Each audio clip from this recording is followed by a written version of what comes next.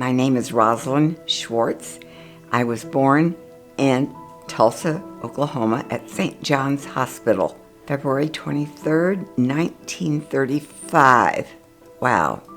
My father's mother was Rose, and I'm Roslyn Elaine, and Eli, there was Eli Shackett, so that was my mother's father.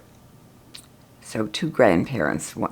Eli Shackett was my mother's father, so I'm named Elaine, and Rose was my father's mother, so I'm Roslyn Elaine. My mother's name was Leon Shackett Smullian.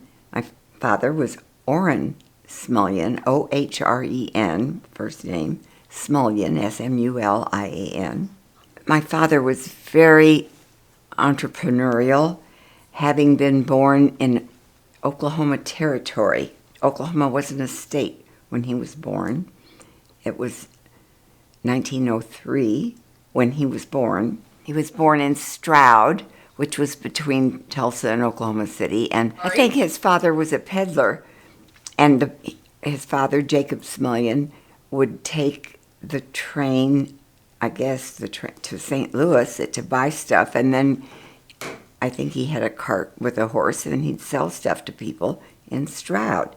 And that was my father, and his sister had a baby sister, but when he was 7, his mother died, and he lived with different relatives while his father took the body to St. Louis, or to the doctor, and his mother, and she died there, I think, at St. Louis. And then my father lived with different relatives, with the Blumenthals in Prague, Oklahoma, and I don't know who else he lived with. But people were scattered. The Frug family was scattered all over in Pawhuska and Ponca City and different places in Oklahoma. So my father finally ended up in Pine Bluff, Arkansas. His father remarried, and they had relatives in Pine Bluff, and there was a store there called Frug's.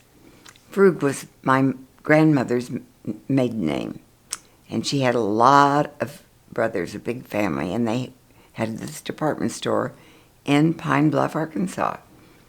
And I think my father was such a storyteller. He had a wonderful story about growing up, working in the store, and when he was pretty much grown up, he'd get off when the store closed at 6 o'clock, and he would walk down the block, downtown Pine Bluff, and the freight train would be coming through very slowly. And my father would climb the ladder up the side of the train, go over the top of the train, and climb down, and he would be home. That's the way he went home. So he really became a great storyteller. And he got himself to Wash U and went through 4 years there, and so did his sister. And he had a great aunt, my great aunt Annie. She was Aunt Annie Smullian Frug. She married Louis Frug, and she was Annie Smullian. It was my grandmother and grandfather married sister, brother, married brother, sister, that kind of thing. So that was his Aunt Annie and Uncle Louis, and they helped pay for his college and his sister's college. My mother was the youngest one of 9 children, and I think her parents were immigrants. Somehow Jewish people in those days got themselves to Cincinnati. There was a big community there, and I don't know how they got themselves to Denver, but they were in Denver, and they had 9 children. The oldest was Sally, and then there were 7 boys, and then my mother. Her name was Leona, but she became Leon. And when the kids decided they grew up and they wanted to go to college, the father insisted if they go at all, if they set foot in college, they need to graduate. They can't just go for a year and drop out. So my mother went to, I think it was Denver University, and she graduated and became a teacher, and she had a boyfriend, David, what was his name? Dave Golden. But her sister was the one who kind of raised her, being 18 years older, my Aunt Sally, and she didn't like Dave Golden. So she decided my mother should maybe go visit some relatives that lived in Oklahoma. So my mother had a month in the summer that she decided to go to Oklahoma, and she met Rose and Jake Pickens, who somehow they were related to her. And then she started dating the different grown-up boys in Tulsa, many of whom, growing up, I ended up knowing. I mean, Dave Milston became a lawyer. I mean, he was a lawyer, and there were different people. And she dated my father, Orrin Smullian. And then she went back to Denver. And 3 months later, my father got in the car that he had and drove to Denver, asked Sally if he could marry Leon, and they said yes, and they got married at Aunt Sally's house, which was Sally Radetsky and Sam. They lived at 800 Race Street in Denver. I still have a picture of that a friend of mine in Denver came and took a picture. I just loved that mansion. I used to stay, as a kid, I'd go visit, and I would stay in the ballroom. I mean, it was a fantastic place. And they got married and moved back to Tulsa. My father would come after I got in bed. He would rub my back, give me a little massage on my back. It was very nice. He told a lot of good stories that I like to listen to. He would go swim. He wanted to learn to do everything, and he was the head of the company.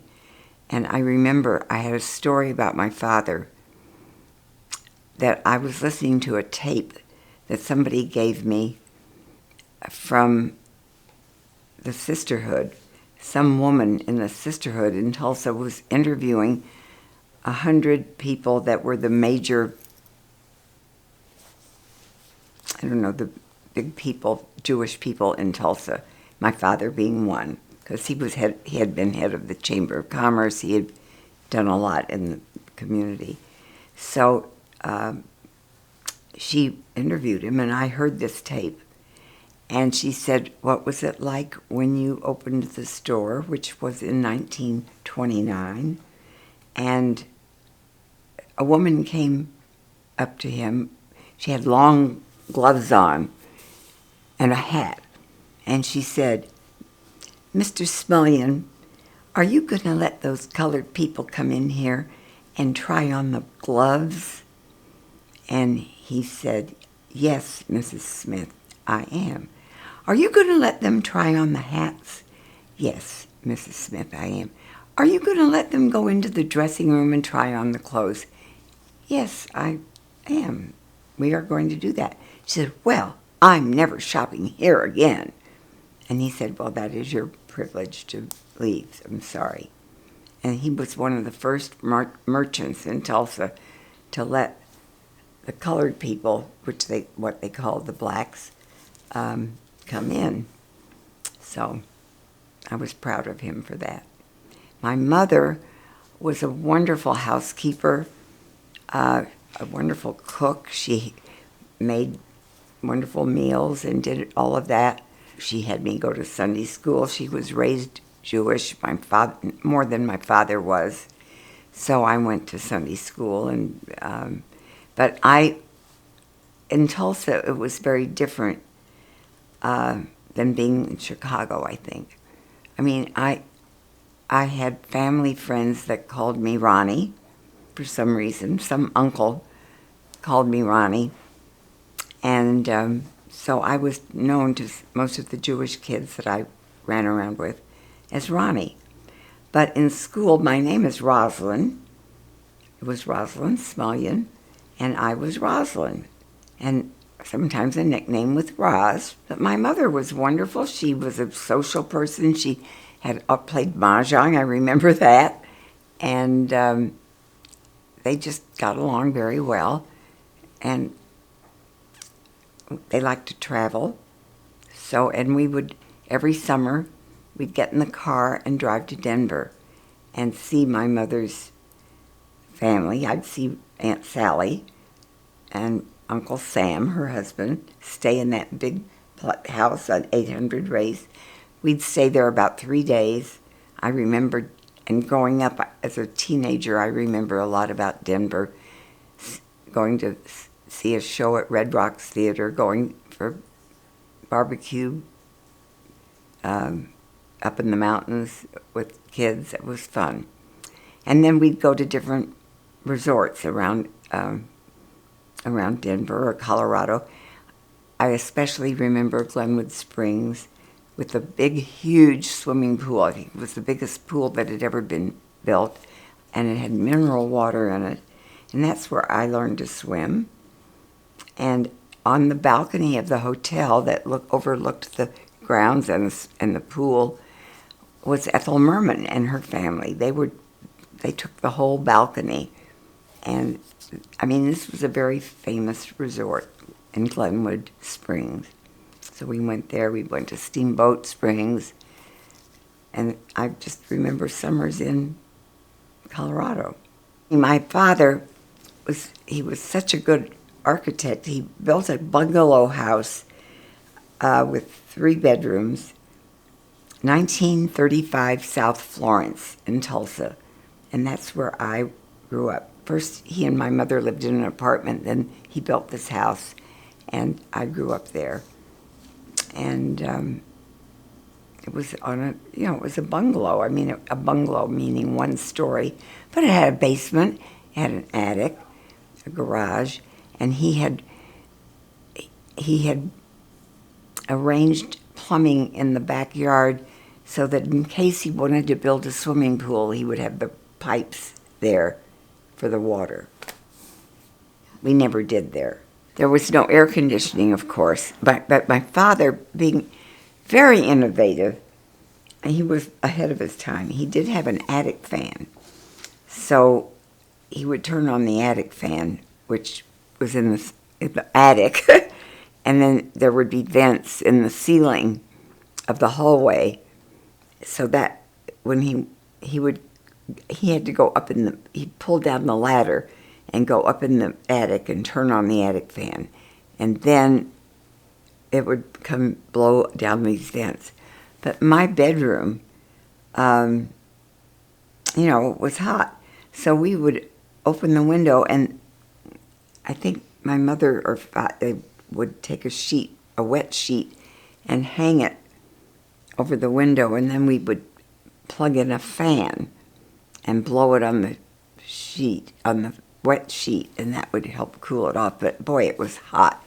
Tulsa is hot in the summer, and we didn't have air conditioning, so not until the new house, which is when I was in high school, he built a new house with real air conditioning. And then when I was about a sophomore in high school, he found a place that was near 21st Street, which was the city limits then.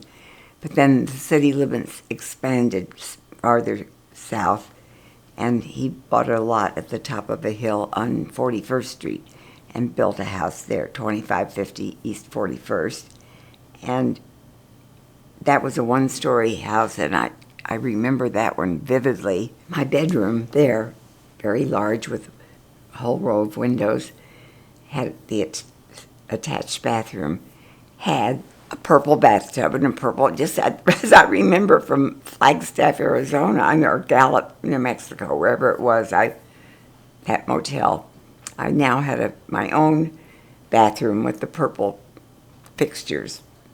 So that was fun. But that house was very nice. He was very clever. It was U-shaped, and it had a overhang over the patio that sloped upward, so that in the winter the sun would come in. This is facing south. The sun would come in and give us a sunny glow in the house. And in the winter, it would, in the summer it would shade better, and in the winter the sun would come in. That's how he did it. It was very nice. Anyway, he was very clever, and he eventually went on to, he had a class in architecture at Tulsa University, which I thought was pretty impressive.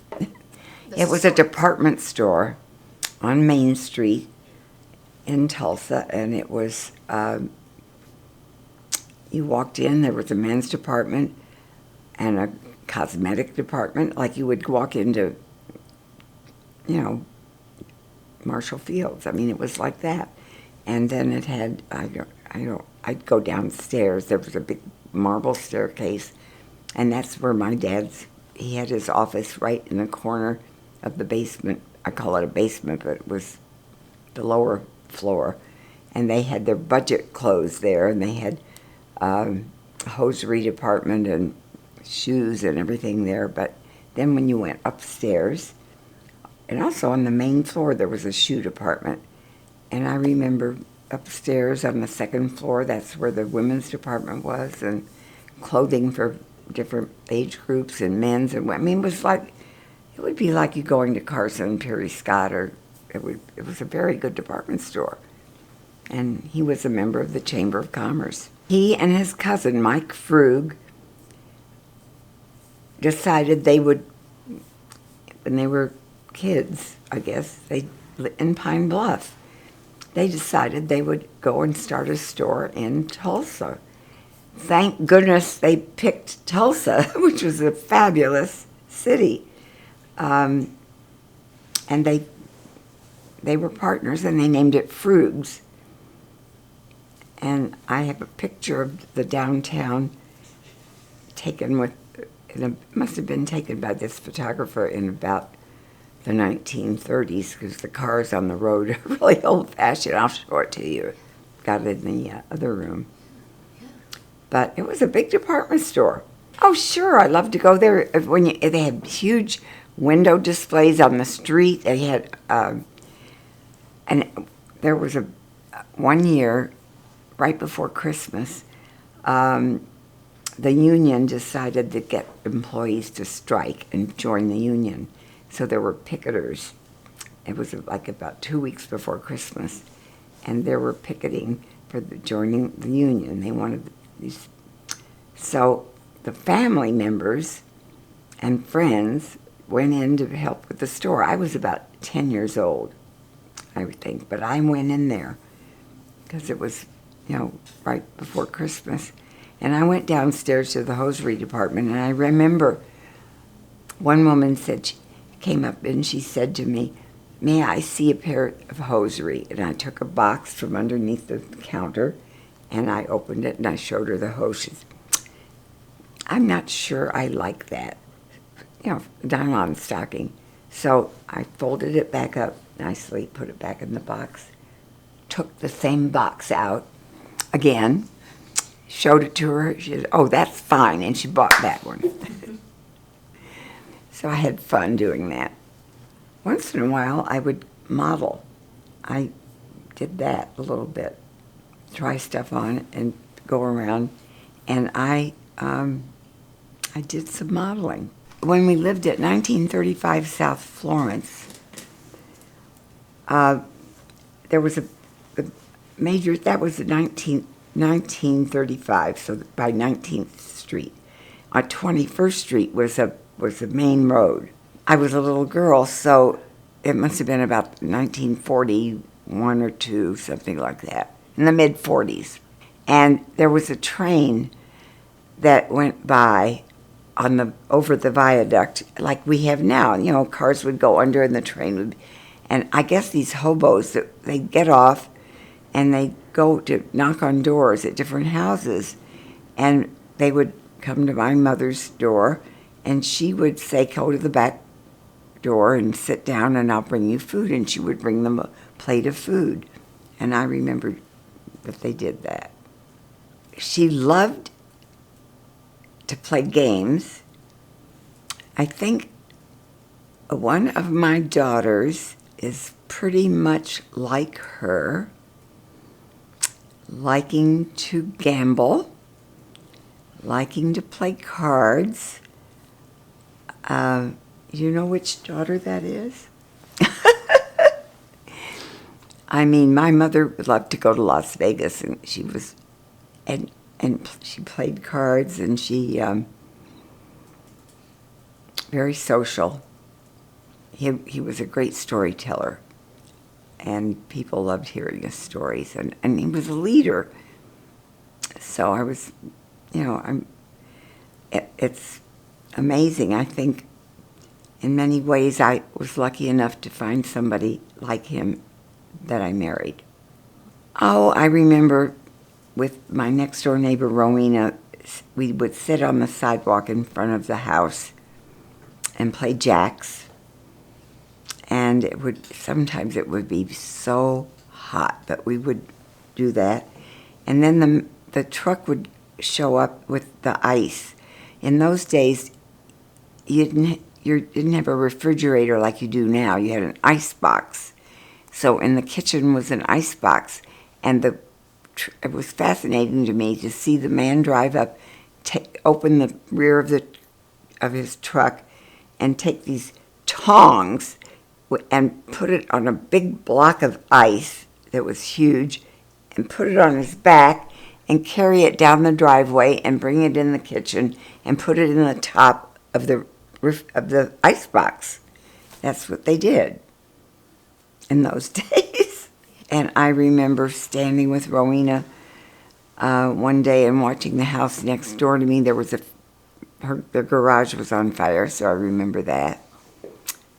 And I remember playing with a friend, Ann Turner. I think it must have been, I'm thinking that was 4th grade or 5th grade. The year will find itself. We were at her house, which was a couple of blocks away from my house. But somehow we heard on the news that the president had died, Franklin Roosevelt.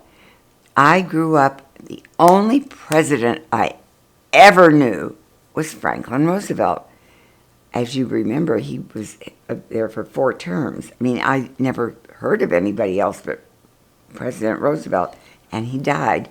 And Ann Turner and I started to cry. What were we going to do? Is the world going to end? We were just so... I remember going back home, running back home to see what was going to happen. Because what do? This only president I ever had died. So I do remember that. The big road trip, well, I remember the biggest road trip we took was when I was 6 years old. And my grandfather and his wife, wasn't close to her at all, but I was 6 years old, and it was 1941 in the summer, and they came up and they decided to go with us, and we were going to drive to California, and we took Route 66. And we started off, there was a big trailer about this wide that was triangular, and you'd open it up and they'd put the luggage in there. And then I guess I sat in the back seat with the grandparents, and my mother had her scarf on and open window, and we started off. And I remember there was a little thing about it looked like if you had a rolled up pillow that was this long, that would be the size of this air conditioning thing that was in the window. The window next to my father was rolled up about this high, and then this thing sat in the top of the window. And that was the air conditioner. And that's all we had, and it was the middle of July. And we started off, and I think hearing the song helps me remember, but I do remember because I remember driving to Amarillo because we stopped there. We had relatives there. I had a relative named Mona Burwald that was about my age, and so I met the relatives there. I remember Flagstaff, Arizona, and, because I think that's maybe where we spent the night, and this motel had a purple bathtub and purple toilet. That was incredible. So that's very memorable. And then I remember going we stopped at Amarillo because I had relatives there, saw them. And then when we got to Albuquerque, which I have now learned to spell, it has 4 U's in it, I figured out. But Albuquerque, you drive over into this road that overlooks, it's like on a cliff, and you look down into the city. That was memorable to me. And then we got to Santa Monica. And I feel really lucky because I did that. That was July of 1941. I would never have been able to do it any summer after that because December 7th, 1941, we're sitting at the dinner table. We get up and go to the radio. In those days, the radio was about as tall as my shoulders. That was the size of a radio. And we listened to Jack Benny at 6 o'clock.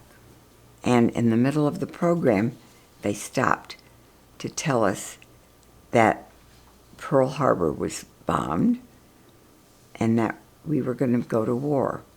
And that was December 7th, 1941, and I remember that vividly. I didn't really know what that meant. I was 6 years old, but I would always listen to Jack Benny, so but I'm thinking about my trip as I'm thinking back on that trip on Route 66. I wouldn't have been able to take it because starting with the war, there was food rationing. My mother, you had to have stamps, food stamps. You could only eat meat twice a week. There was a lot of restrictions. I had to buy stamps. I had a little book of stamps that you would collect until you could get enough to buy a war bond. You could buy a war bond for $25 or something, and that was things people had to do. You gave money to the government, and they gave you a piece of paper. That was a bond. I don't know exactly what it meant, but we wanted to do that. We lived in Tulsa. By the airport, we had a bomber plant that my father used to drive me out to look at the bomber plant because it was this building that was, most buildings would be tall. This building was just only like 1 story tall, and it was a mile long, and it had no windows or anything. And that was the bomber plant. That's where they built bombers. So Tulsa, even though we were in the middle of the country, we had to turn lights out. All the lights went out at 6 o'clock at night. And, there were rules to follow. If we had a war, this is what you do.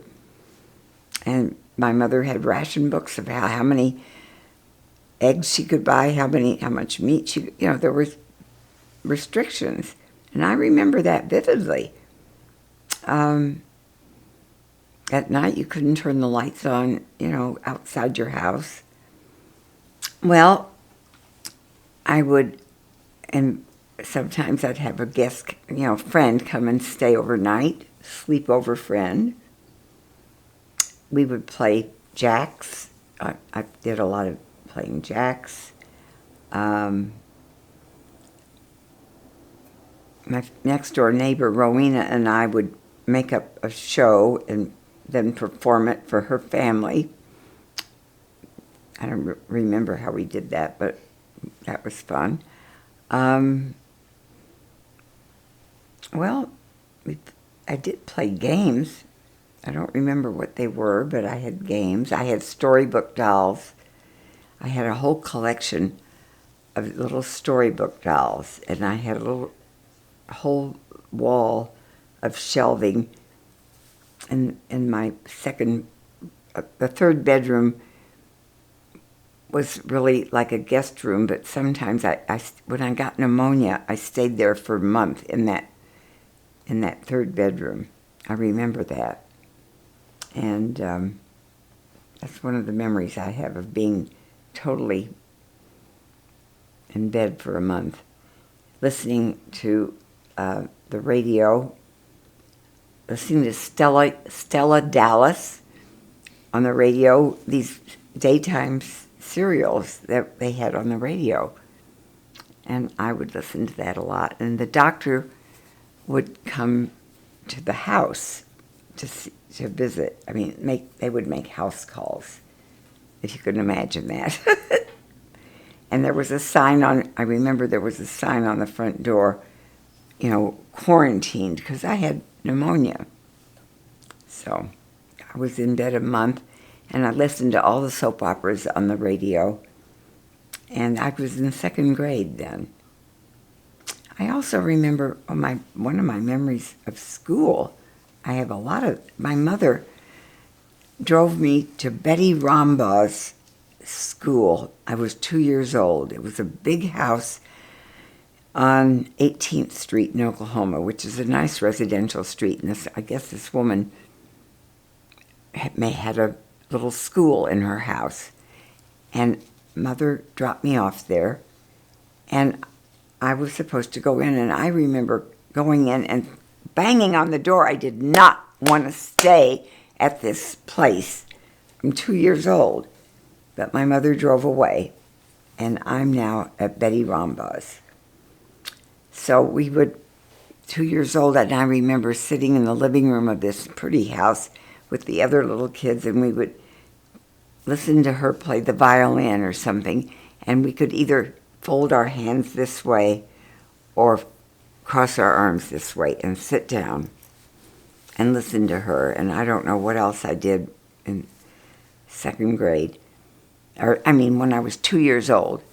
That I went again when I was 3, and I went again, and when I was 4, I was upstairs in the house where they had long tables and a teacher, and they would tell you how to do the alphabet and right.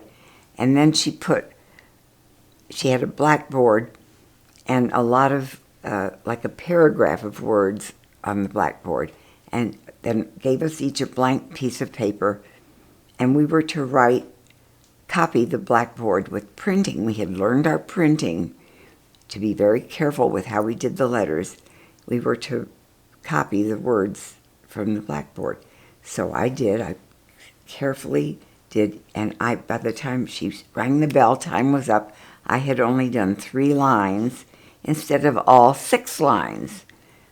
Well, that was not very good, and she came and got me, pulled me up to her chair, turned me over, pulled up my skirt, and spanked me in front of the class because I didn't finish writing the blackboard. I remember that vividly. And then, when I was 5, which was time to go to regular school, I went to Sidney Lanier School on Harvard Street, and I was in kindergarten, and it turned out that they realized I knew so much more than the other kids in the kindergarten class because I'd already been to the preschool. I already knew stuff, so they put me into first grade. So now I was in first grade, and in kindergarten you could be in the morning for the morning and then you'd go home. In first grade, class went until 3 o'clock. But I remember my mother coming and getting me at 1 and taking me home I had to take a nap. So that's what happened to me in first grade. My dad loved jazz. He loved jazz. When we built the house, on 41st Street, there was a family room with a sofa going this way and one going that way, and a big table in the middle, square table, and the top of it had a sliding door that went back, and inside, down there, was the phonograph, where you put the big records, and he collected the records, and it was so much fun, and we had speakers in the house. And when I was in high school, we moved into the house. I just remember it being during my high school days, and my the boyfriends would come over, loving to play the records. That's what we did. It was Frank Stewart, Phil Elder. They would come over. We never heard classical music ever in our house. It was always jazz. Yes, we did dance together.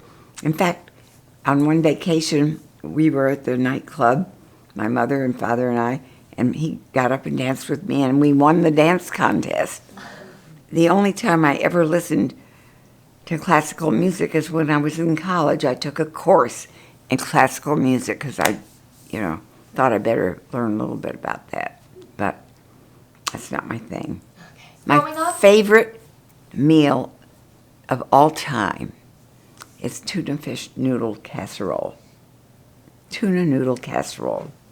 I think didn't I serve that to my kids a lot when I was in high school? Frank Stewart, who lived a couple of blocks away, when he started to drive, he would sometimes come over and drive to my house, and we'd listen to music, and I don't know what else we did. I went to Tulsa Central High School. I went to Will Rogers Junior High, and where I lived, that was the closest junior high. And most of the kids at Will Rogers went to, it was Wilson Junior High.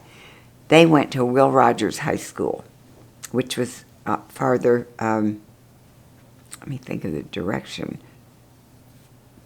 farther east, I think. Farther away from where I lived. And I went to Tulsa Central, which was near downtown. So my father he worked at the store. He would drive me, drop me off at the school, and then he'd go to work. So I went to Central. And many of the kids from where I went to junior high did go to Central, so there were a few I knew. And some went to Will Rogers. There was an interesting mix of people, 3,000 kids at that high school. And the high school, I went to junior high first, 7th, 8th, and 9th grade. So when you went to high school, it was only 10th, 11th, and 12th grade. And there were about 1,000 kids in each class in that high school. It was a big high school. And so I decided to join a thing called Speakers Bureau, which was a extracurricular thing you could go to. And it was in Miss Larson's classroom. And you'd meet before school and you would learn to be a speaker. I liked that. And the kids in that class were pretty much top of the class type kids, and a lot of my friends. So I would get out, right before the bell would ring, I'd get out into the hall, and right there in that part of the hallway would be where the Jewish kids would gather to talk, that knew each other. So I'd go over there and talk to them. And they called me Ronnie, and we knew, I knew them. Then I'd leave and I'd go down the hall this way and down the hall that way, and up the stairs to where the Gentile kids were. Those were also my friends.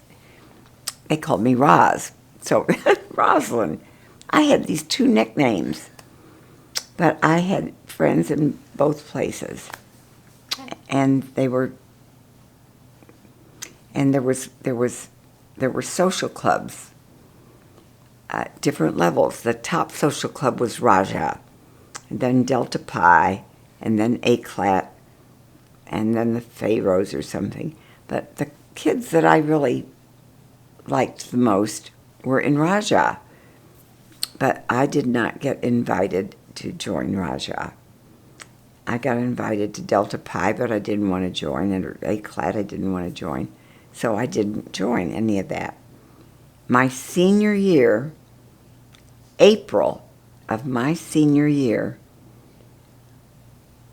I was asked to join Raja. It's April of my senior year. Well, I had to think about that. And then I thought, all right, I'll do it. And I joined. And after that, the next year, the Jewish kids, some of them that were going with their friends, got into Raja. And they opened it up. But before that, it had been just closed to Jewish kids. So that was the 50s. And there was a lot of stuff going on in the 50s. I mean, my cousin in Little Rock, Carolyn, I was very close to my cousin Carolyn. We were the same age. I'll tell you about a train ride in a minute, but I'll go back to high school. Carolyn was in this Central High in Little Rock, and of course they wouldn't forget about being Jewish. The black kids couldn't go there, and there was a big thing right after I graduated high school. The story came out about this black girl that decided she was going to go to Little Rock Central High School, and finally they took the black kids in there. Wow. So that was a time, the middle 50s when I was growing up. It was separate. The Jewish kids had their own little enclave, in high school, and the Gentile kids had theirs. I mean, it was, and I kind of went to both. My mother came from a really more Orthodox type background, but my father didn't. So we always had a Christmas tree, and I had stockings, but what I got, I don't know what you got in your Christmas stocking, but what I got were apples and oranges. Yucko. But on Christmas, there'd be a few presents. I don't remember. Yeah, I think my father would go in the basement and wrap the presents. But I don't remember what they were. But I do remember on Christmas going with him down the street, knocking on doors to the neighbors and wishing them Merry Christmas. And that's what we did. I did that with my father. I did both, like I do now.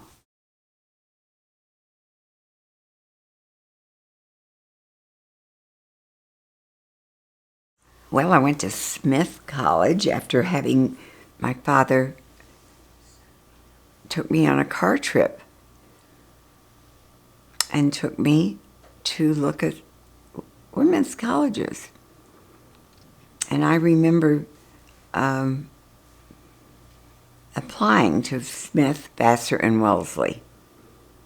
Those were the ones I liked. I liked them all, and I decided my friends in Tulsa, my Jewish friends, were getting my next door neighbor, Rowena Ungerman, she had a rack of clothes out with all the things she was going to take to go through Rush when she went to Texas. And I thought, I don't want to do that. And I had another friend that was getting ready to, what was she going to do at OU, get all ready to go through Rush. So I thought I'd much rather go east to school. I mean, I'm in Tulsa, and I was familiar with the East because I'd been to New York. I went to see Oklahoma, the show in New York when I was 13, because my father would, he was a merchant, and I would sometimes go visit New York. So that appealed to me. So I applied to those 3 schools, and Cornell. I also applied to Cornell for some reason. And I got into all of those schools. But I decided I didn't want to go to Cornell. I wanted to go to a women's college. And Vassar didn't appeal to me. I remember going to visit, and I remember looking at the smokestacks of some factory far away, but I could see the smokestacks of the factory looking at this beautiful campus, but there was a factory. No. So like Poughkeepsie. Wellesley, to go to Wellesley from Boston, you had to drive on a highway, and you went up this big road on the way to the entrance to the campus, way up the top of the hill, and there was this beautiful campus. Well, Northampton, I went to Northampton, where Smith was, you get in the little town of Northampton, charming, with all the little shops on each side of the street, go up the hill, and at the top of the hill is the gates to Smith College, right there. I mean, you could walk into town. I mean, I loved that. So, and there was a lake on the other side of the campus. It was just a beautiful, perfect for me. And it was the largest of the 7 colleges, 7 women's colleges. So that appealed to me too. So I picked Smith College. On the train, I'd get on the train and packed my little suitcase, and then you'd have to sometimes changed in, where did I change? I don't know if it was St. Louis or someplace. I had to change trains. And then sometimes you'd have to go in a little Pullman thing and sleep overnight. But it was, a 1.5 day trip or a 2-day trip to go there. You'd get to Hartford, and then you'd have to get a car or something to take you to Northampton.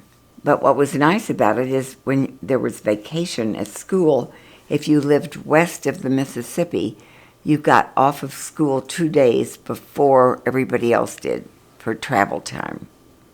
Well, that was me. I was west of the Mississippi, so I could do that. Oh, I had my long coat, which was bright turquoise, and that was my kind of long winter coat. And I get there, and everybody else is wearing these camel hair coats. That's what they wore. And I've got this blue coat. Then this friend of I was in a all single-room dorm, Franklin King House. And Julie Morseman, her coat was green. She had a green coat, and she and I still laugh about it. We're the only ones that didn't have the polo coats that everybody else had. I think my Aunt Annie paid for it.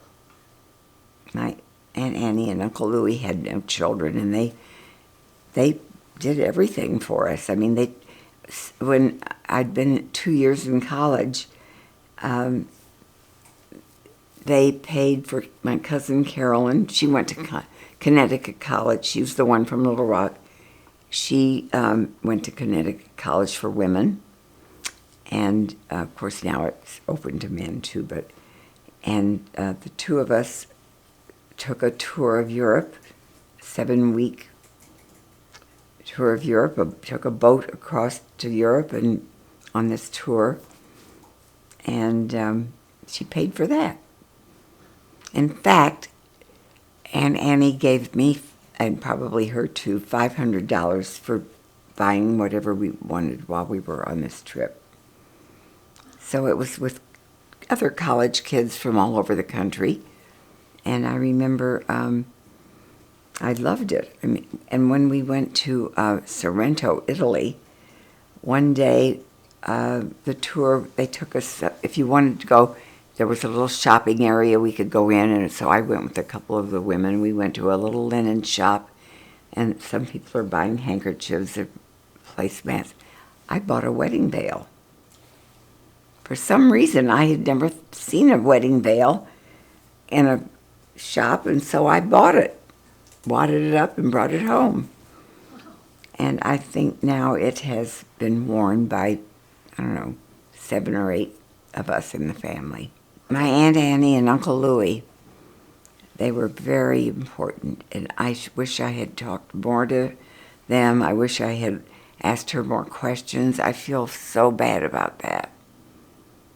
They were they were like parents to my father, who really, his mother had died, and so Aunt Annie and Uncle Louie were like parents. At Smith College in those days, there were certain courses you had to take. So, freshman year, whatever they were, I took those. And then sophomore year, I thought, well, I'll take this history of art, a total survey of Egyptian all the way to modern art. I had never heard of studying art, but I did that. And I just loved it. I mean, you're in this big theater room with the screen, and the teacher was wonderful. I'm taking a million notes. My friend, Julie Quarles, she was knitting Argyle socks with 4 needles, and every once in a while she'd take a note. But she was just, because she probably knew a lot of it already. But I didn't, so I was fascinated, and I loved it. And I thought, well, I'll major in that. And I did. What did I do for fun? Well, sometimes you would, in those days, boys from Amherst would come over, or, we'd have mixers, or sometimes I would know somebody at one of the schools and make a date. One time I went down to Yale for a weekend. I went to Harvard for one of my friends, visited him. Those were all boys' schools then, and we were all girls' schools. It wasn't like now where most of them are co-ed. Not Smith, but Harvard, Yale, and Dartmouth, they're co-ed. But then, they weren't. I went to Dartmouth, and that was fun. Well, there was a bar in town called, what was it called? Rahars, I think. And I'd go there on Friday nights. All the girls would be in there. That's when I started to smoke, because if you didn't smoke, you'd die with everybody else smoking. So I started to smoke, and I'd go to Rahars and have a drink. And what else? I'd go to movies. All right, it was senior year at Smith. Some of the department stores would come to the women's colleges and ask them to come in for a job as a junior executive trainee. And somebody from B. Altman, which is called Altman's in New York, came, and so I got interviewed, and they offered me a job. And I thought, well, that would be fun to work as a junior executive trainee, though that's better than just going in as a salesperson. So I didn't have to start until right after Labor Day. So I had the whole summer, to stay home and enjoy myself and get ready to go to New York. But I went to New York, and my cousin that was at Connecticut College, and I was very close to Carolyn. We'd been close all through the years. I have a story about going to visit her by myself on the train when I was 5 years old. That's another story. But she and I decided we would room together. She got offered a job at Bloomingdale's, and I was going to be at Altman's. My job at Altman's was $60 a week. Her job at Bloomingdale's was $62.50 a week. But, okay. That was Bloomingdale's, and mine was Altman's. My Fifth Avenue store, so a little higher ranking. Oh, well. So we started looking for apartments, and we found one, 308 East 79th Street, which was very nice. It was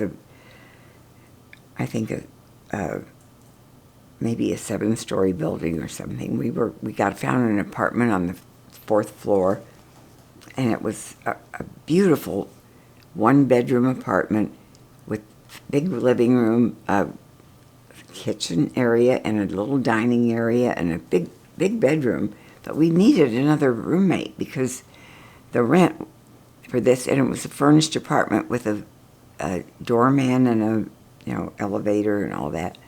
It was how much was it?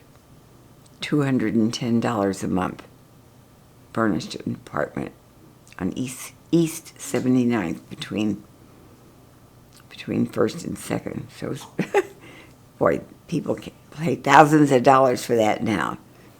We needed another person, so I knew Diane Greenberg. She had been from Oklahoma City. She had gone to, I think, Sarah Lawrence, and she had gotten offered a job at Macy's, which was $65 a week. So Diane, Carolyn, and I would live at 308 East 79th Street. We had in the bedroom, which was rectangular, we had a bed this way, bed that way, and a bed that way. And the closets we had big closets. Everybody had a big closet, so it worked out fine. And we all didn't have to start until after Labor Day. Well, what happened is, Carolyn from Little Rock, my cousin at Bloomingdale's, was very stylish. And one of the buyers on the fourth floor at Bloomingdale's had noticed her, Dick Brenner. He was the buyer for the housewares, dishes and silverware and all that. But he noticed Carolyn. He was already married, but he noticed Carolyn, and he called his good friend, Bob Block, and he said, "Bob, there's a very good-looking new trainee here at Bloomingdale's that you ought to meet. Very good-looking, nice Jewish girl." So Bob said, "Oh, good, what's her name? I'll look her up." So that was in September. Right about April, Bob finally called Carolyn and met her. They had a date. In those days, you dated somebody like on a Sunday and then maybe a Wednesday and, somebody else on a Tuesday. That's how you did it in those days. So he was kind of slow about that. But Carolyn would always say, "You know anybody that, Ronnie is here." I met Bob. So I would go out with his friends. And that summer, he would drive out to Fire Island or to where would we go? To Fish around? No, we would go to where would we go from New York for summer on the water? Long Island? Long Island, I forgot the what. Hampton? The beach, Atlantic Beach. Was it? Oh. Grandma Vera was took me there. It's Atlantic Beach? Was that it? It's called Jones Beach. Well, we'd go to one of the beaches on Long Island, and I'd go with a different date with Bob. And we did that. So I did that all summer. And another year went by, and I would go out with his friends. I went with a lot of people. And the next summer, I'm trying to remember, it was June, his friend my husband, Alan, and his family had lived in New York on East 86th Street between Madison and 5th. Bob Block lived on East 86th Street between Madison and 5th. They were the same age, Bob and Alan. They had gone to PS 6 together in New York and became very good friends. So Alan, my husband-to-be, his family moved to Chicago when he was 12, so he still kept in touch with Bob all through their college days. even though they went to different colleges. They were friends. And Alan called Bob and said, you know what? I've got to go to, I have to go to Andover to my reunion in June. And I have June 5th, I can stop in New York and see you. Thursday, June 5th, on my way to Andover, where I'm going for the weekend. And Bob said, great, I'll get you a hot date. Alan said, great, that'll be fine. And so Carolyn says to Bob, well, why don't you let him go out with Ronnie? He said, oh, no, I'm not doing that. She'll get her heart broken. I can't live through that because I know what it's like. I'd already broken up with somebody that I didn't, and Bob had to take me to 2 double feature movies to get over that. So he said, no, that she'll get her heart broken by Big Al. So I'm fixing him up with somebody else. All right, so the hot date calls Bob and says she got sick and couldn't go. So now Bob says, okay, Ronnie, you can go out with Big Al from Chicago, but it's one night only, and that's it. And he's in Chicago, you're in New York. That's not going to work. So that's it. I said, okay, one night. By this time, I am in the publicity department at B. Altman. I mean, I've been promoted to that.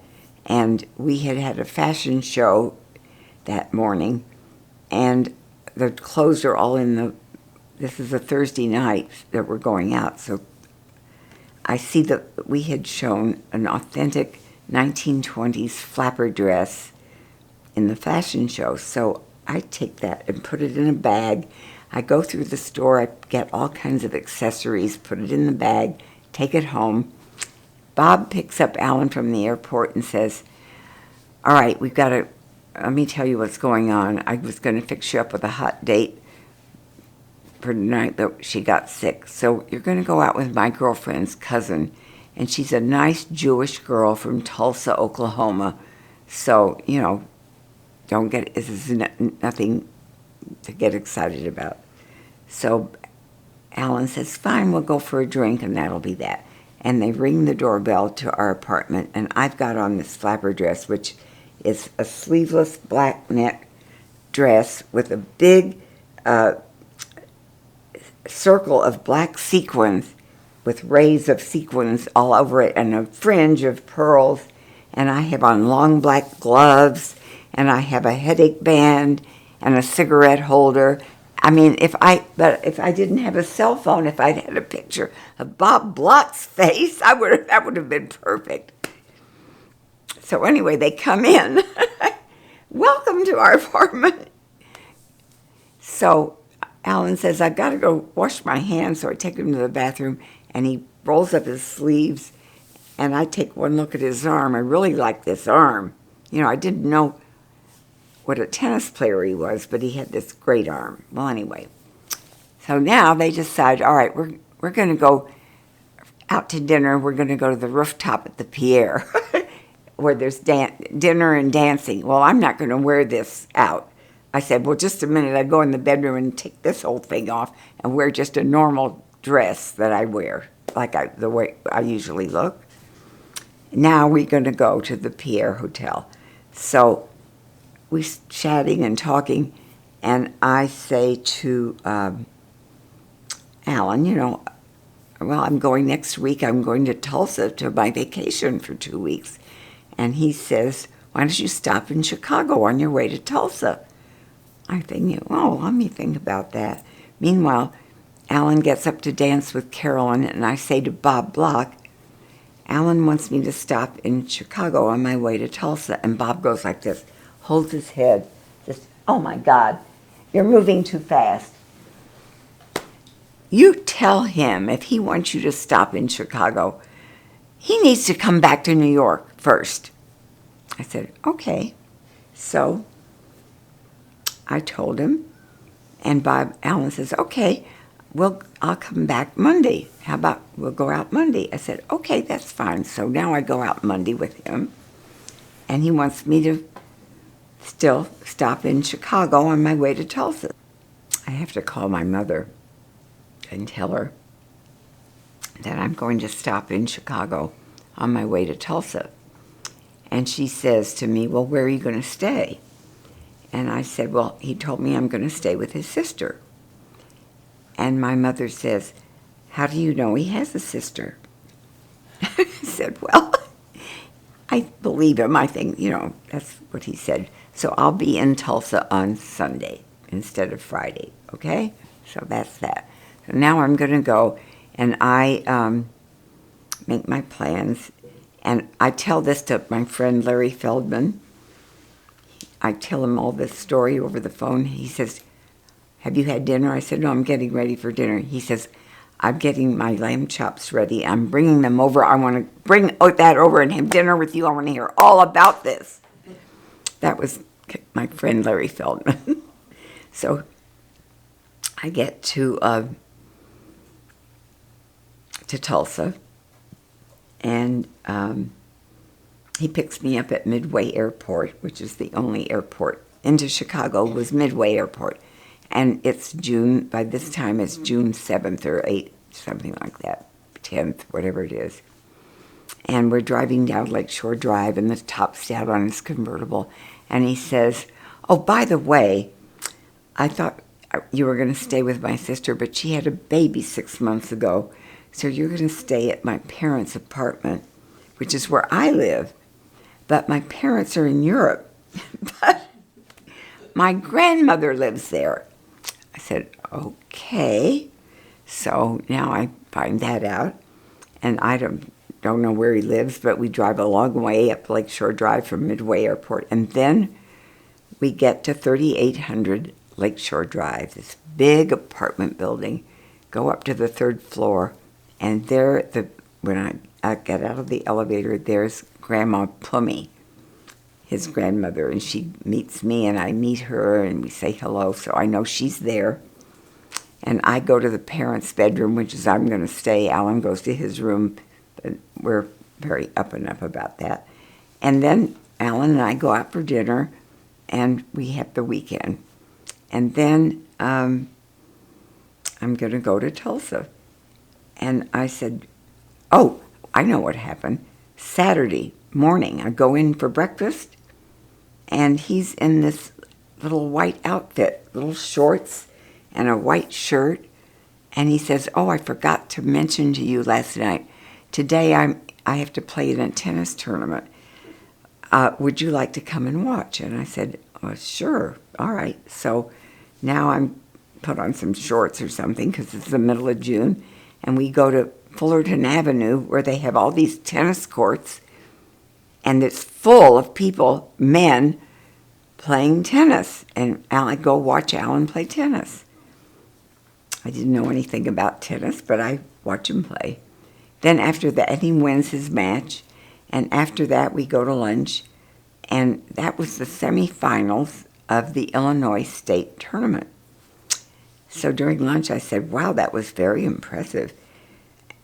So when are the finals? He said, oh, next weekend are the finals. I said, oh, if you didn't have to play the finals, I would have invited you to visit me in Tulsa. But it's great that you're in the finals. So the next morning, Sunday morning, when I go in the kitchen there, I hear him making plane reservations to fly to Tulsa the next weekend. He defaulted his tennis tournament to come to Tulsa to visit me. So now, okay, he's going to come to Tulsa. So I go to the airport to meet him, and he comes to Tulsa, and we go out in Tulsa. And in those days, this is one of the things I remember. Friday night, it's Friday, he comes in, and Friday night, I've never in my life heard my mother do this. We sit at the dinner table, and my mother has candlesticks, and she says, Orrin, to my husband, will you light the Shabbat candles? I had never heard her say that in my life. I'm thinking, oh, God. So anyway, that's what happens. And then the next night, we're going to go out to a dinner. And my father, what they did in those days, Oklahoma was a dry state. So we have a date to go to a restaurant, and my husband hands my future husband, hands Alan this sack with, like a bottle with this sack twisted around, and gives it to him to take to the restaurant because you have to bring your own liquor. I didn't know all this because I hadn't been in Tulsa for a while. And we get to the restaurant, and they bring you, for $3.50, they bring you a setup with your glass, and your water, or whatever you want. And so we had dinner. And he was there for the weekend. And then the next weekend, I've got to go back to New York, so I stop in Chicago on my way to New York. And he says to me that weekend, he says, the following weekend is the 4th of July. You haven't met my other sister, because I met this sister. Why don't we go to Wheeling, West Virginia for the 4th of July and meet my other sister? I had never heard of Wheeling, West Virginia, so I think, well, okay, I'll figure out how to get there. Yes, I'll go. So I fly into Wheeling, West Virginia, and I meet the other sister and brother-in-law, and we go out with their friends. And the last night we're at the porch of the friends, and my husband is all stretched out after this big weekend. Alan is stretched out like this, relaxing on a lounge chair. And Bob stands in front of him and says, Alan, repeat after me. Ronnie, will you marry me? And Alan says, well, I would, but she hasn't met my parents yet, and they're not coming back from their trip till Tuesday. And Freddie, his brother-in-law, who's known since Andover, he's known him a long time, Freddie says, I'll be in New York tomorrow, and I'll meet their boat, and I'll introduce them to Ronnie. So repeat after me.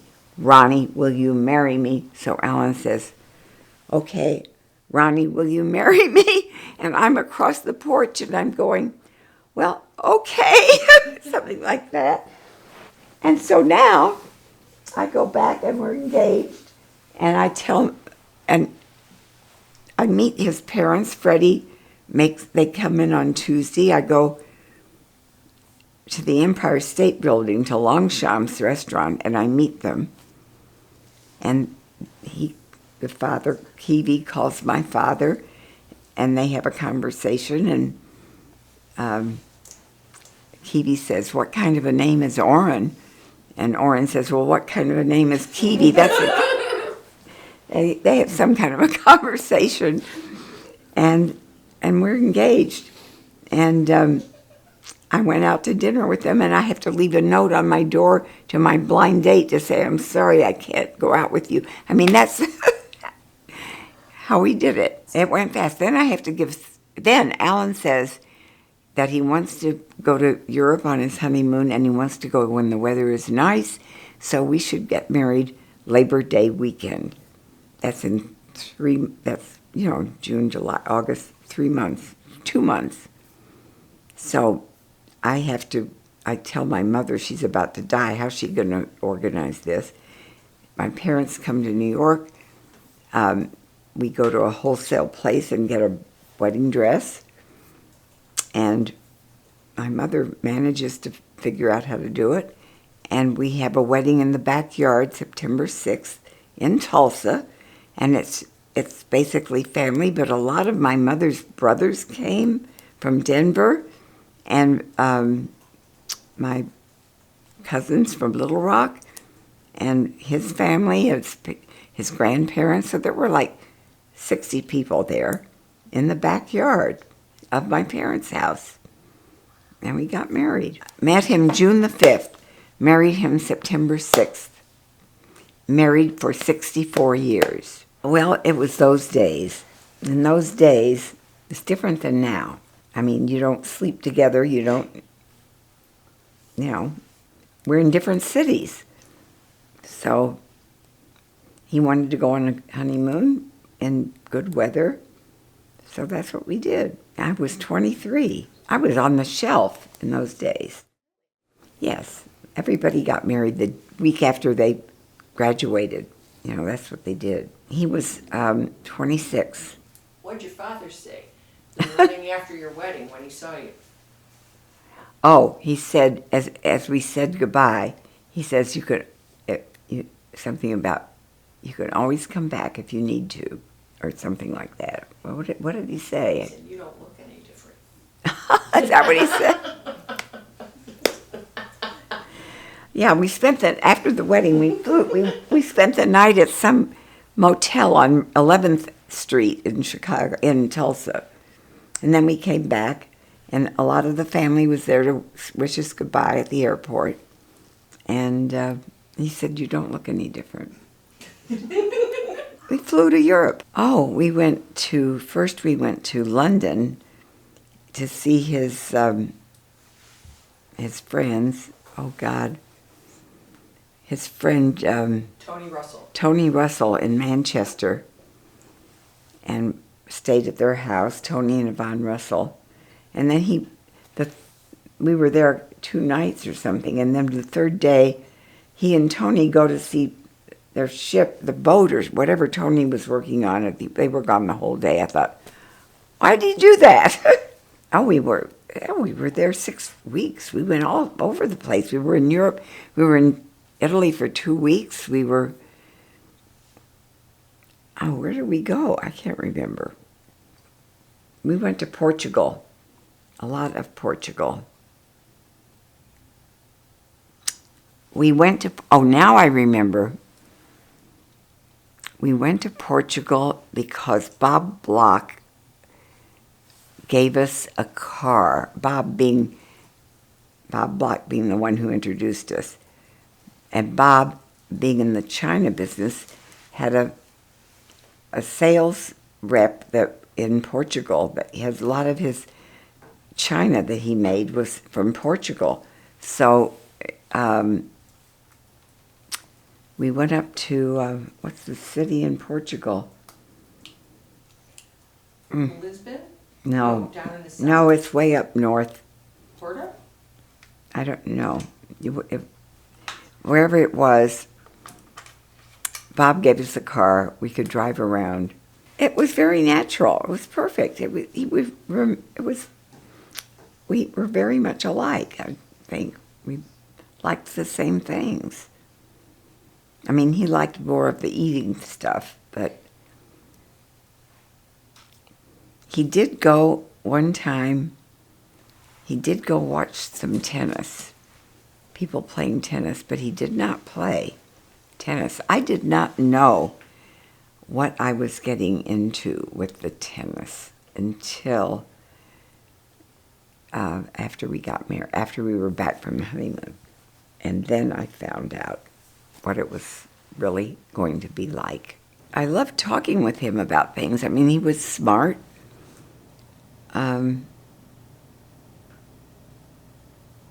He was very good with the babies, the children. He loved the children. I liked that. I mean, and he was a family man. I liked that. As important as his business was, the family was equally important to him. And that, I think, meant a lot. Well, I know it meant a lot to me. Let's see, there were things that bothered me, one of which was his driving, which kind of made me crazy. Well, it was one hand on the wheel, one hand up the window like this, talking on the phone. I mean, just not being real careful, I would say. But good enough, I guess. Yeah. Never had a big accident, so that was good. Gotcha. What did I make the first night that he was beside himself? It was so awful. I made him a tuna noodle casserole, which is my favorite thing, and put it on the table. And he said, "What is this?" I said, "Tuna noodle casserole." And he says, "Well, I don't eat tuna, and I don't eat noodles, and I don't eat casseroles. I don't know what I did after that. Did I throw it at him? I don't know. There was one session that we had where I already had the 4 children, but I did have 4 children by the time I was 30, and I got married at 23. So I had these children, bing, bing, bing, bing, like that, and they're all little running around. And it's a Sunday, and this is by the time we're in our house. We'd been married, by this time, over 6 years. Sunday, he's in the other room watching the TV, and he comes in, and he's in his little tennis stuff, and he says, "Where's lunch? I've got to go to play tennis."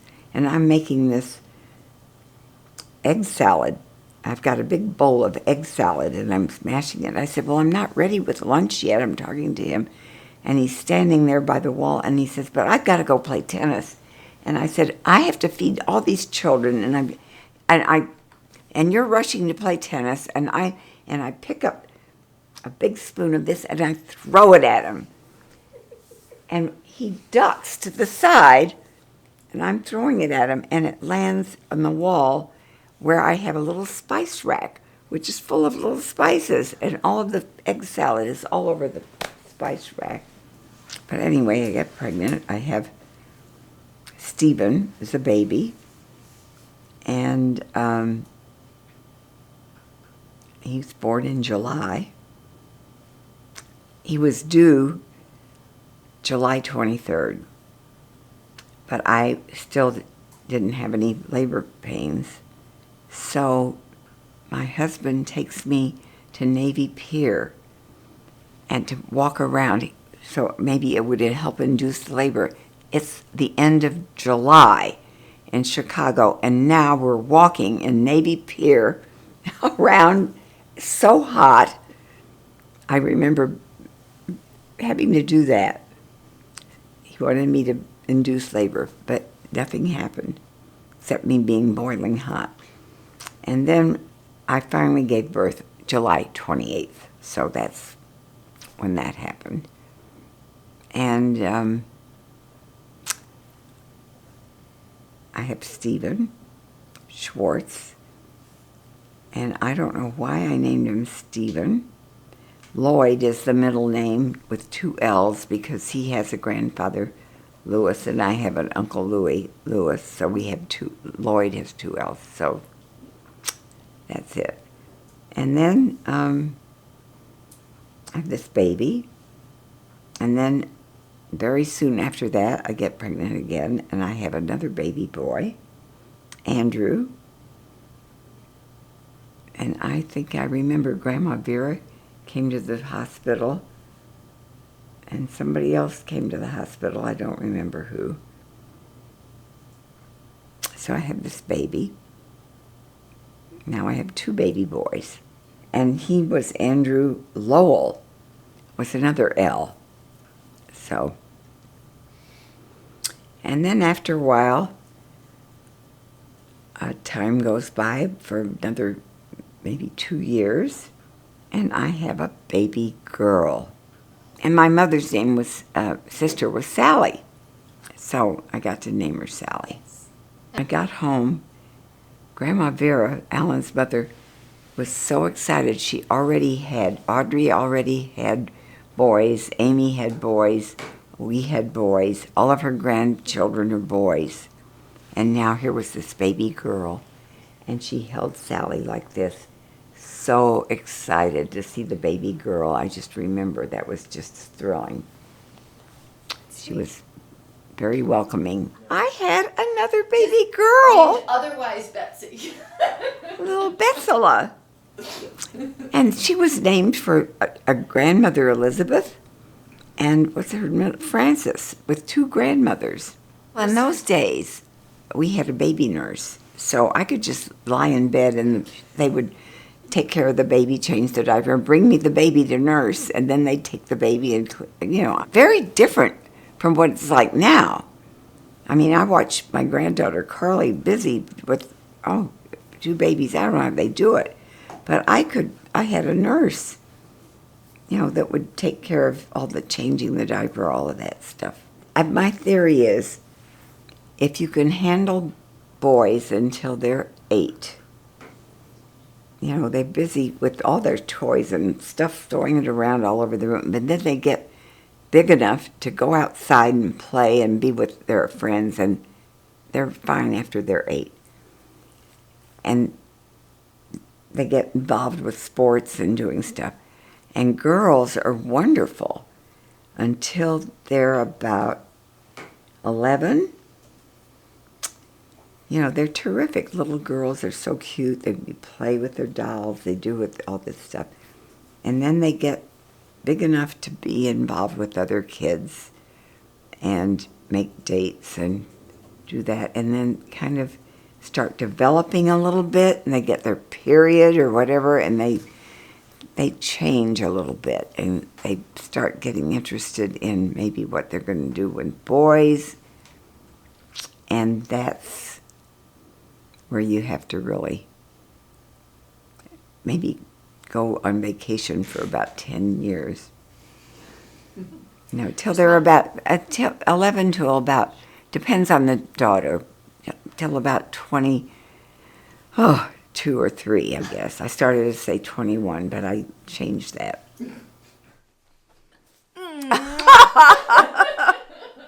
Oh, that's so nice.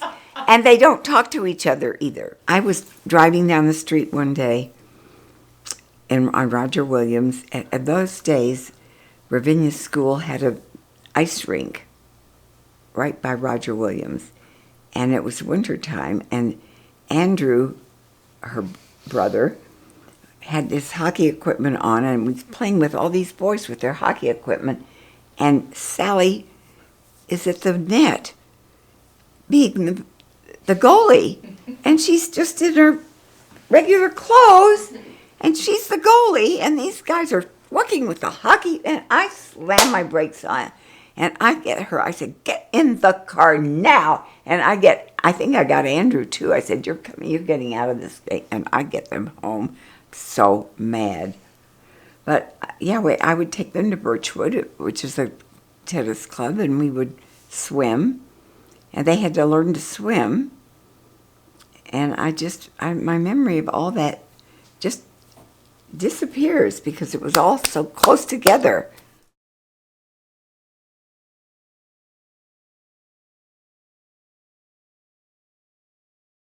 Well, my husband, I found out that now every Sunday, Saturday, he's busy playing tennis.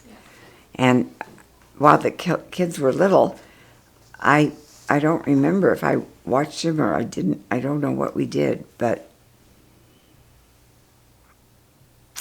we joined a tennis club. We were on the waiting list a long time, but after 5 years, we could join this tennis club. So we did join Birchwood. And he would play tennis, and the kids could swim. And I don't know what I did, whether I watched them and swam with them or what I did. But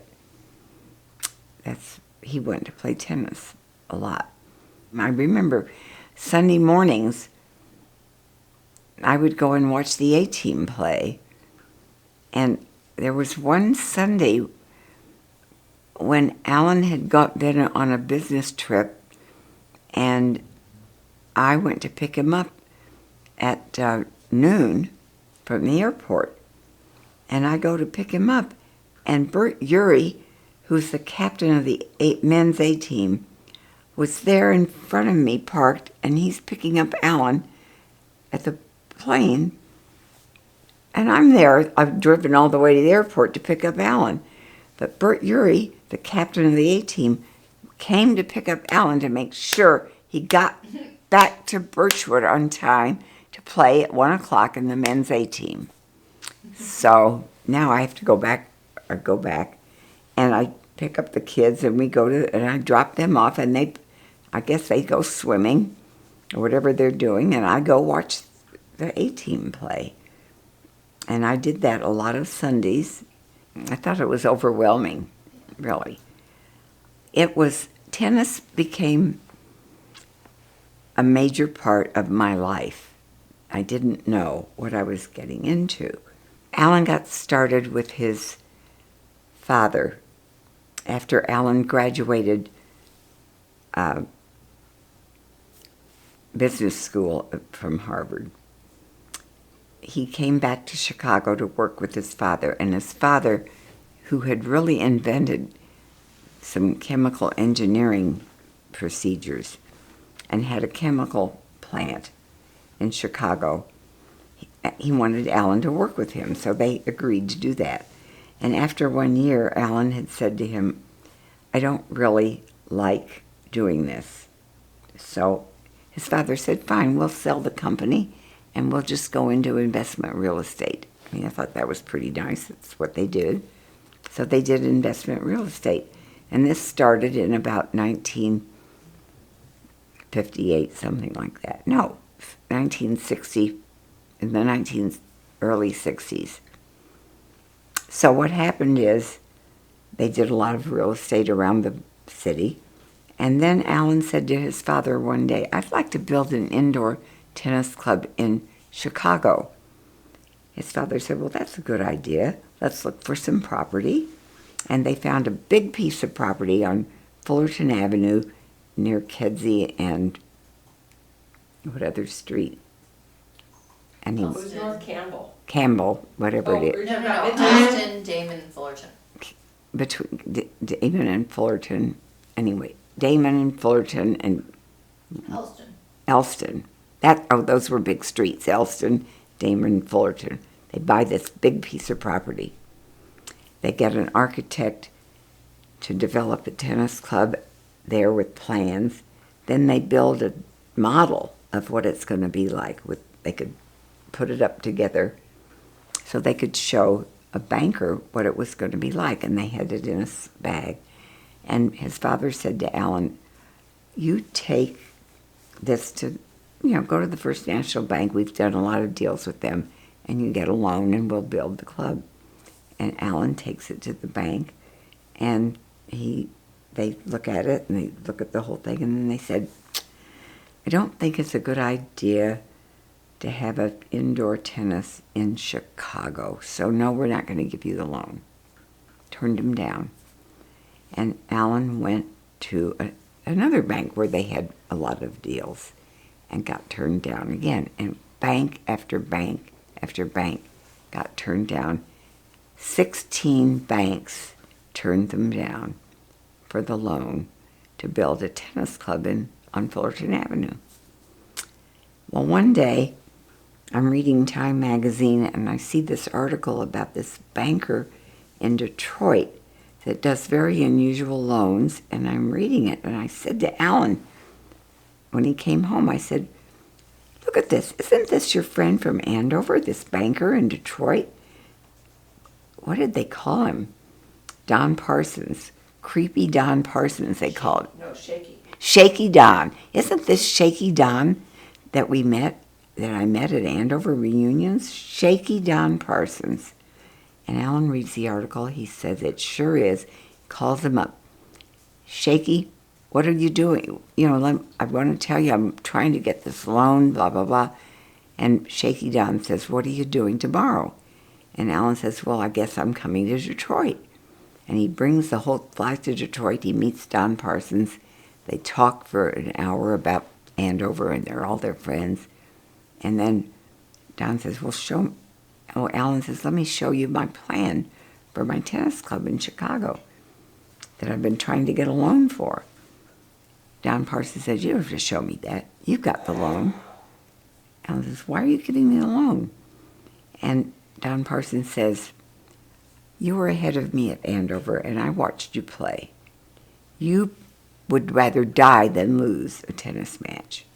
And I know you're the same way in business. And you were the only member of the team that came down and played with us lower guys on the team. You played with us, and I remember that. So you've got the loan. And you'll lose money the first year, and you'll make even the second year, and the third year you do well, and you can take the loan to a bank in Chicago. You'll be fine. So he got the loan, and he built the club. So that was the story. And they built the club in 1968, which was the year that open tennis was declared, which meant pros could play with amateurs. They never could do that before. So now open tennis meant it was a bigger game. And the club opened in Chicago. So that was the story of that. Now, what happens is it gets to be 19. He's got this big tennis club. He's built another. He's got about 8 clubs now he's built all over. And in 1995, he gets a phone call from one of his friends who's on the board of the United States Tennis Association. And she says, I'd like to nominate you to be on the board of the USTA. And I'm going to do that, if that's all right with you. And Alan says, well, what's involved? Well, she says you have to attend meetings and probably come to the U.S. Open and do a few things. He says, well, all right, I'll take the nomination. So it's the first time anybody in the business has ever been elected to the board of the USTA. Usually it's just volunteer tennis players, but he's in business and they bring him on the board. So now he's on the board of the USTA. So now we go to USTA meet in New York, we go to the US Open, and we get very involved with all of that. And by about 2000, that was in 1995, it gets to be about 1999, something like that, or 2000, he is chosen to be vice president of the USTA. Now that means a lot more travel. And that means I need to worry about my household if I'm going with him, which I am, not going to let him go by himself. So I have to hire somebody to help me with my accounts and my handling things with the house and so forth, which I do. And I go with them, and I meet all these people, and we go to the U.S. Open, and that's a big deal in New York. And then we go to some other things. And then he's now, when he becomes president, that is a huge deal. And that means not just going to New York for 2 weeks. It means going to Wimbledon for a long time, and going to the French Open, and going to Australia for the big tennis open, the Australian Open, the French Open. So becomes a very big part of my life to go with Alan, and I'm part of it. I'm, what they call the first lady. So when when he becomes president of the U.S. Open, I do become the first lady, and I have to plan being a hostess at the U.S. Open for 2 weeks and what they're going to do. And we get pictures for the suite, and we have to organize it all. It's a lot of work. It was fun, but it also meant running the house with all the bills that come in and all of the things that go on with the house. I have to have somebody come in. So I am able to hire Sally Lewinsky, who works 3 mornings a week at my house for 4 hours each morning to handle the mail and the billing and the heating and the, whatever goes on with the house. It was a big responsibility. Yes, I have to make sure everything is done right. We do that. So, and try to, greet everybody. It was also fun. I mean, I get to meet a lot of people. It was very nice. So we had a good time. And one of the trips which I remember, we going to the different opens, we're on our way to the Australian Open. For that's a big deal. First you have to get to California. Then you have to get on the plane which is a overnight trip to go to Australia, and they give you a nice dinner, and then I go right to sleep. And Alan does not do that. He walks around in the plane the whole night, and there was one other woman there walking around on the plane the whole night. So I don't know that. I'm sound asleep. The next day we get into Sydney, and we have to go to Melbourne because that's where the match is. But instead of changing planes and going to Melbourne, which we were going to do, he says, no, let's just go up to the gate a minute. We go to the gate. What are you doing at the gate? Well, I've got to make plans to go to, where do we go? What's the other end? The other end of... Perth. No. All the way to Perth? All the way, which is 3,000 miles across Australia. It's like going from Boston to California. That's what it's like. So now he's changing his ticket to go to Perth. Why are we doing that? Well, while he was walking around the plane, that woman that was walking around said she had a townhouse for 6 days for the, what is it, the Sydney Cup? Or what's the name of it? America's Cup. The America's Cup, which was happening in Perth. But they weren't going to do it the last 3 days, so she decided to come back to Sydney. But she still has the apartment, and if he wants to use it, he can. So he says, yes, he'll use it, but he has to get tickets to fly to Perth. So we fly to Perth and stay in this apartment, and here we are in Perth, and that was a long trip, and we go to the beach. I don't know what we did in Perth. I can't remember.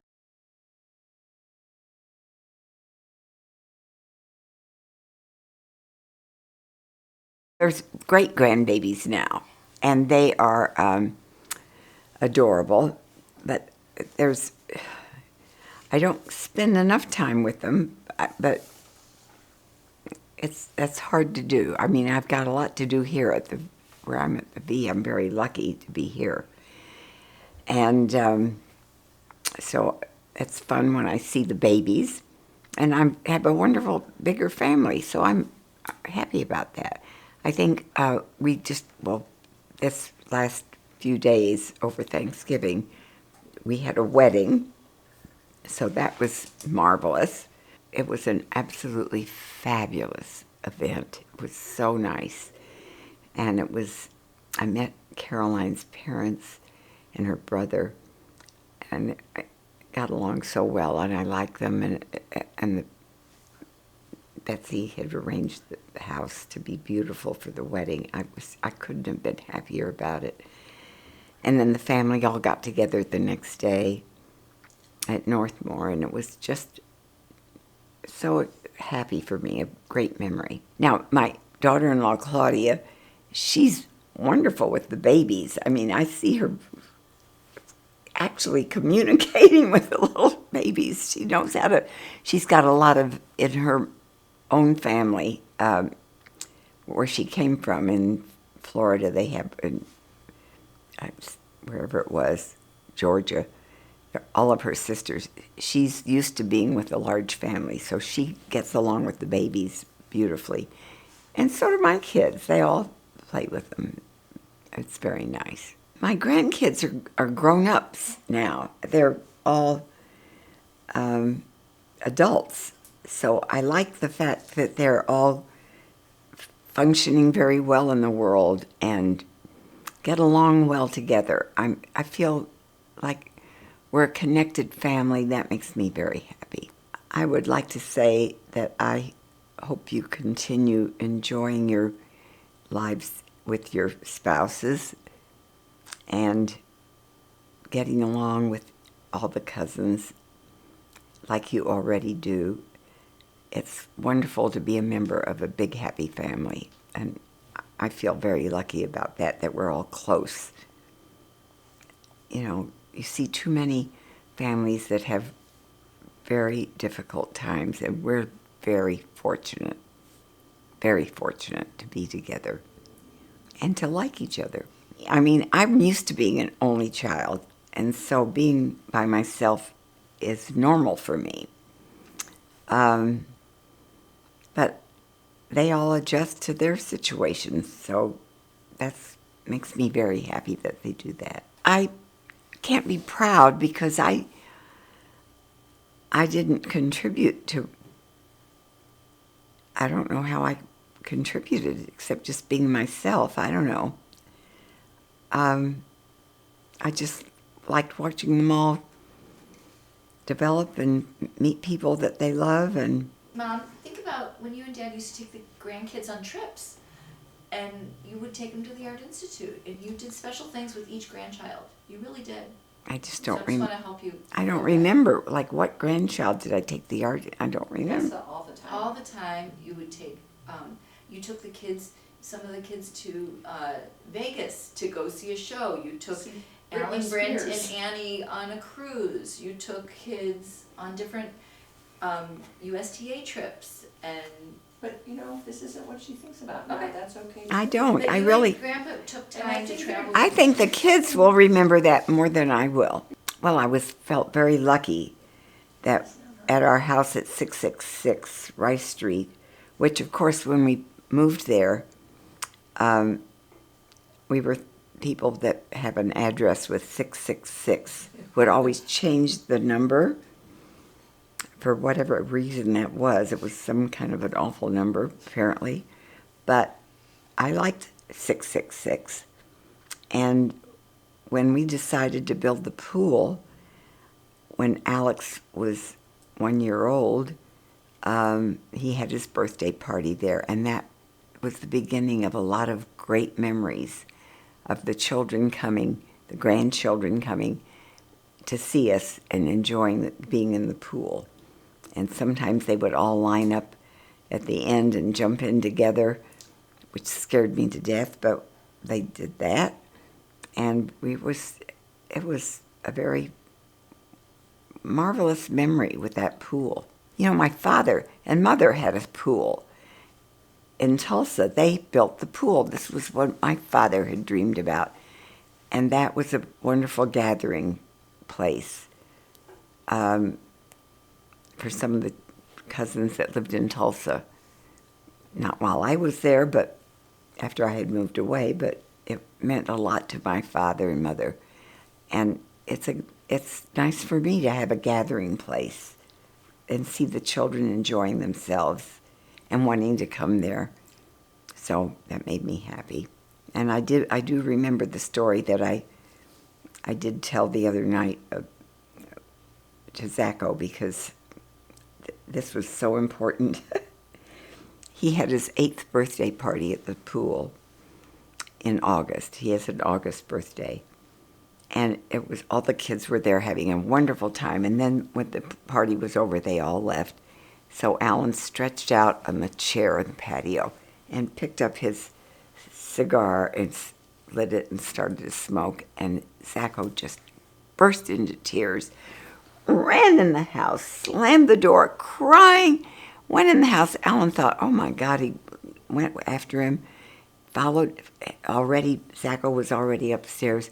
By the time Alan found him upstairs, Zachary had already opened all of the drawers and found whatever piles of cigarettes or cigarillos were there and broken them all in half, and just was beside himself that his grandfather was smoking.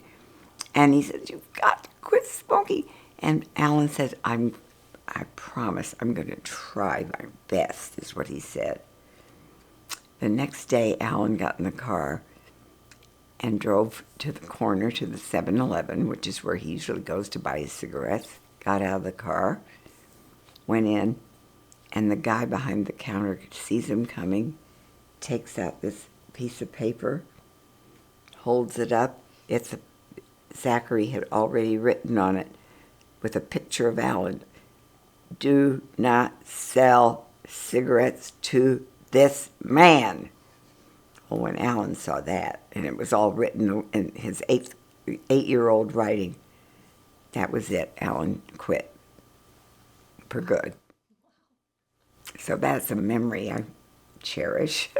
We have really nice memories of cooking and singing to show tunes, and in particular Oklahoma, and I'm hoping you will sing a song from Oklahoma as a send-off to the memoir. Oh, what song from Oklahoma How should about I? Oklahoma? I could do that. Oh, well, I can do that. I feel very lucky that I was born in Oklahoma. I feel good about that. And I feel very lucky that Tulsa was my home. Of all the cities in Oklahoma, that is the best. It's in the Osage Mountains a little bit, but beginning of the Osage Hills. But what I know is remarkable about Oklahoma and South Pacific and some of these musicals that started in those days, it was the first time musicals gave a message to the world. Before that, they just had the girls coming out and dancing and having the music, but this was a message. In Oklahoma, it was the cowboys and the Indians could be friends. Farmers and the cowboys. Mm-hmm. Yeah. And in South Pacific, it was the story of this soldier in South Pacific that fell in love with the native. You know, that would have been, in those days, that was so against the social rules. So this was the beginning of these musicals telling stories. And so that was important. Oh, Oklahoma, where the wind comes sweeping down the plain, and the waving wheat can smell so sweet, and the wind comes right behind the rain. Oh, Oklahoma, every night my honey lamb and I sit alone and talk and watch a hawk making lazy circles in the sky. We know we belong to the land, and the land we belong to is grand. And when we say, yow, I-yip-I-O-E, ay, we're only saying you're doing swell, Oklahoma, Oklahoma, O-K-L-A-H-O-M-A, Oklahoma. I can't sing. Okay. You know, it was fun because when I went to college, I was from Oklahoma. You know, it made me special. Come and stand over there and let me see if I can tell them some things I need to tell them. This better be nice. We love you. And we get to help edit. What makes me so very happy is that my children love each other. I can't tell you how that makes me feel. So, the fact that they're best friends and they respect each other's ideas and get along together makes me so very happy. That's what I wish for them to always have with their children and families. I love them all very much. It means a lot. I love you so much. By the way, you've imparted a sense of humor in our family. That was your contribution. I did? Yes. That and really good homemade spaghetti. Great. Well, I did the best I could. Thank you. You did Thank you. great. They're going to have to cut a lot out of it. You guys are great. Thank you are. That was awesome.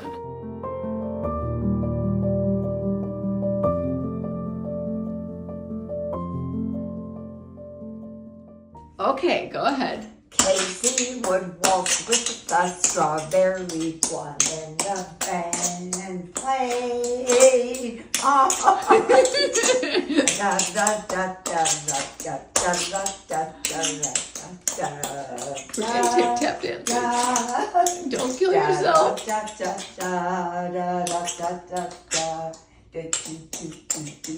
Hold on. Hold on. Oh, I'm not holding on anymore. Okay. Take a bow. Woo! Good job.